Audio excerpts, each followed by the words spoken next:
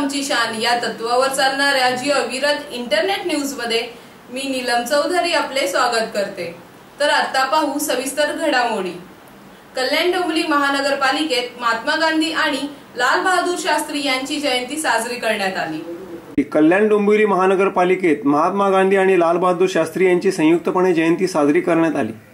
आयुक्त ई रवींद्रन यांनी महात्मा गांधी आणि लाल बहादूर शास्त्री यांच्या प्रतिमेस पुष्पहार अर्पण करून अभिवादन केले। पालिका सचिव सुभाष भुजबळ, उपायुक्त सुरा पवार, सहायक जनसंपर्क अधिकारी प्रसाद ठाकूर यांनीही पुष्पहार अर्पण करून अभिवादन केले।